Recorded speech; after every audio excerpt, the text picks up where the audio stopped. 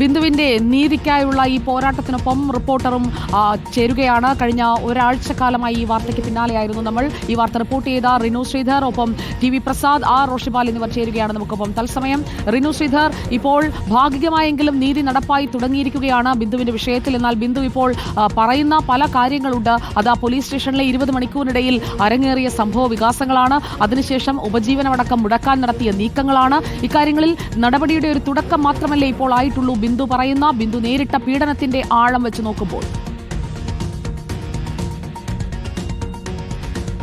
തീർച്ചയായും സുജയ, കാരണം നീതി നടപ്പിലാക്കേണ്ടുന്ന കാക്കി അണിഞ്ഞവരാണ് പോലീസുകാർ.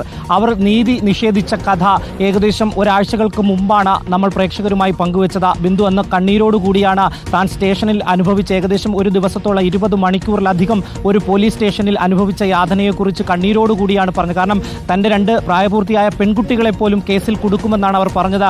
ഒപ്പം ശൗചാലയത്തിൽ, അതായത് ബാത്റൂമിൽ പോയി വെള്ളം വേണമെങ്കിൽ എടുത്ത് കുടിച്ചോളൂ എന്ന് പറഞ്ഞു വിവസ്ത്രയാക്കി പരിശോധന നടത്തി, ക്രൂരമായിട്ടുള്ള തെറിയഭിഷേകം നടത്തി, തന്നെ മോഷണക്കുറ്റം ചുമത്തി അത് തെളിയിപ്പിക്കുവാൻ വേണ്ടി പല രീതിയിലുള്ള 18 അടവും പോലീസുകാർ പയറ്റി എന്നുള്ളതാണ്. അവസാനം ക്ഷമ നശിച്ച് താൻ ഈ കുറ്റം ചെയ്തു എന്ന് സ്വയം ഏറ്റുപറയേണ്ടുന്ന ഒരു സാഹചര്യം ഈ ബിന്ദുവിന് ഉണ്ടായി. അതിനെ തുടർന്നാണ് ഈ വീട്ടിലെത്തിച്ചു പോലും പരിശോധന നടത്തുന്നത്. ഈ വീട്ടിലേക്ക് എത്തുവാൻ നല്ലൊരു വഴി പോലുമില്ല. അവിടെ നിന്ന് ഏകദേശം 1/2 കിലോമീറ്ററോളം നടക്കണം. ആ വഴി അത്രയും പോലീസുകാർ ഒരു കുറ്റവാളിയെ പോലെ കൊണ്ടു നടന്നു. ബിന്ദുവിനെ ഈ വീട്ടിലെത്തിച്ച് പരിശോധന നടത്തി. അപ്പോഴാണ് ഈ മക്കളും വീട്ടിലുണ്ടായിരുന്ന ഭർത്താവും രാവിലെ ജോലിക്ക് പോയ ബിന്ദുവിന് ഇത്തരത്തിൽ പോലീസ് സ്റ്റേഷനിലേക്ക് പോകേണ്ടി വരുന്ന ഒരു സാഹചര്യം ഉണ്ടായി എന്നറിയുന്നത്. കാരണം വീട്ടിൽ അറിയിക്കുവാൻ പോലും ഈ പോലീസുകാർ തയ്യാറായില്ല എന്നുള്ളതാണ്. ഏറ്റവും ഒടുവിൽ ഇപ്പോൾ അല്പമെങ്കിലും നീതി ലഭിച്ചിരിക്കുന്നു. ഈ SIക്കെതിരെ നടപടി വന്നിരിക്കുന്നു, സസ്പെൻഡ് ചെയ്തിരിക്കുന്നു. പക്ഷേ തെറിയഭിഷേകം നടത്തിയ കക്കൂസിൽ പോയി വെള്ളം കോരി കുടിച്ചോളൂ എന്ന് പറഞ്ഞ പോലീസുകാരുണ്ട്.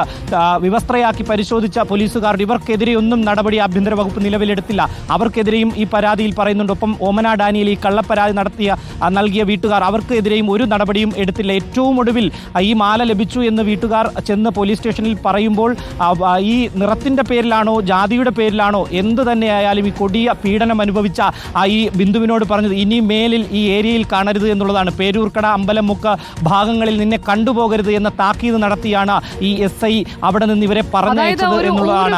അതിനുശേഷമാണ് ഇവർ പേരൂർക്കട SI ചെയ്തത് എന്ന ഒരു ചോദ്യം അവിടെ നിൽക്കുന്നുണ്ട്.